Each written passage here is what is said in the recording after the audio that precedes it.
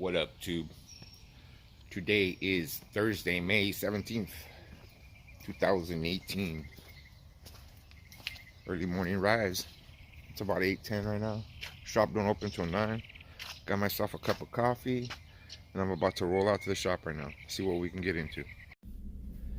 You know, guys, here at Big Al's Barber Channel, I'm striving to really help out any barber or barbershop owner that needs help or any questions or anything. That's what I'm here for. I'm here to build up my channel to help out our industry, to help you out.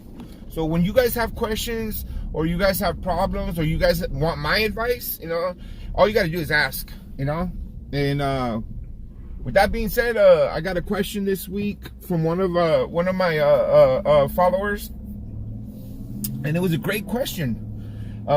He was asking me, he's a recent barbershop owner, just got himself a barbershop, and you know, he's going through the transitioning of being a commissioned barber to now being a barbershop owner. And believe me, guys, it's a transition, because it's not all about, you know, you might think to yourself, oh, I'm going to become a barbershop owner and all of a sudden I'm going to make more money. You know, and it's, yes, you do. And yes, you know, if you're a commissioned barber, you know, ultimately you want to make 100%. You know, you want to take home whatever you make, you know, and that's every barber's dream, you know. So in order to reach that plateau, you have to become a barbershop owner. Okay, so now you own the shop, and you know, now you're the problem is, what do you pay yourself? Do you, like, at the end of the day, when you're a commission shop, you pay every barber out, and whatever is left for the shop, the 30% that the shop makes, you gather all of that up, and that's what the shop made. Now, the question from this individual was how do you separate the money? Or do you pay yourself 100%, or do you pay yourself 70%? And the way I do it at my shop, you know, when I first took over at my shop, you got to remember, if you don't know the story about my shop, go back to my vlog, my story, and I'll explain it all on there. But it explains on there how I got my shop, how I became a shop owner. You know, like, just to make this long story short, at first the shop wasn't mine. It belonged to my friend. My friend had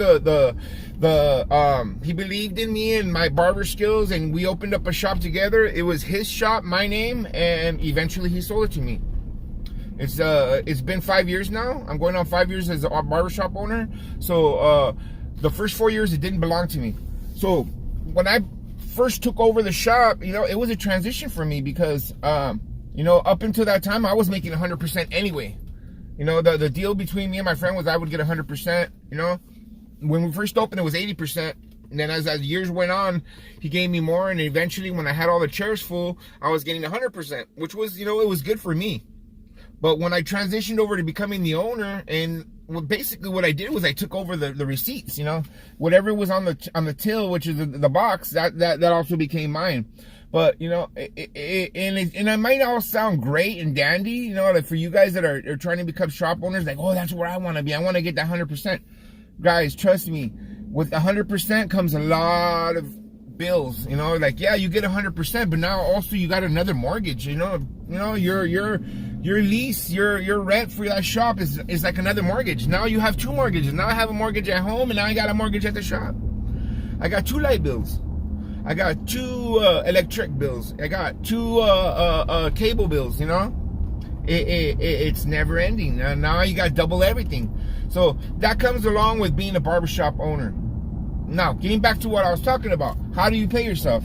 The way I run my system is, you know, I have two separate bank accounts. I have my personal bank account, and I have my business bank account.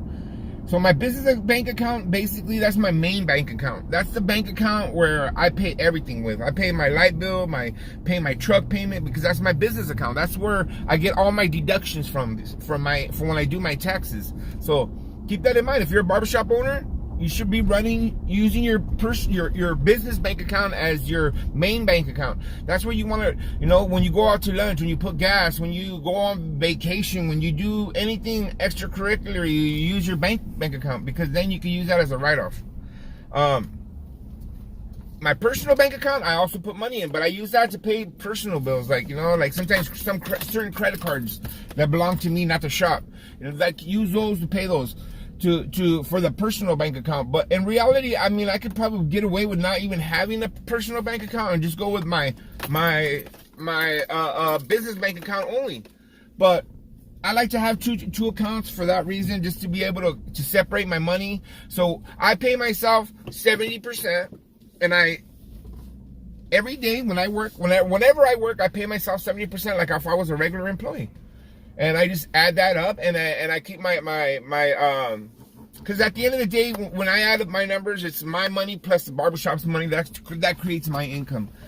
But in the meantime, for purposes of accounting, I keep it separate, and that's just the way I do it. I mean, I haven't found an easier way of doing it, but that's the way I run my accounting system. And you know what? And in my company, Big Al's Barber Shop LLC, guess what? I'm not just the CEO. I'm also the accountant. I'm also the tax man. I'm also the janitor. I'm everything. And that's the way it is when you're a barbershop owner. You got to do everything for yourself. All right, guys, I just pulled up at the shop right now. It's Thursday. I don't expect it to be too busy today, but you know what? It's probably going to be busy. So we're going to go in there and take care of business and get to work. I'll get back with you guys in a little bit. We'll talk about this subject a little bit more.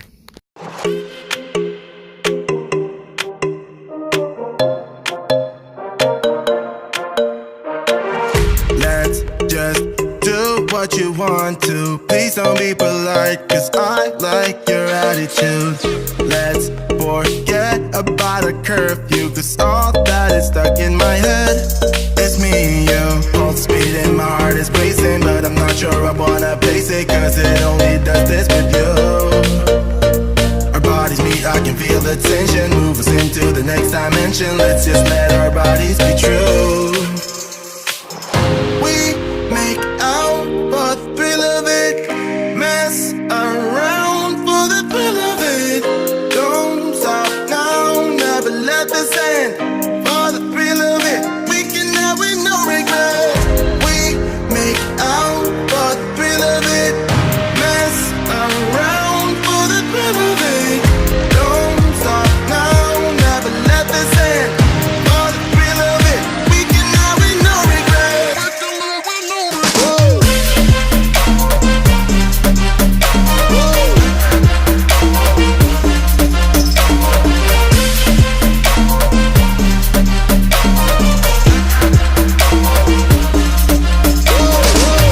Let's live life without regrets. Girl, put your faith in me, even though we just met.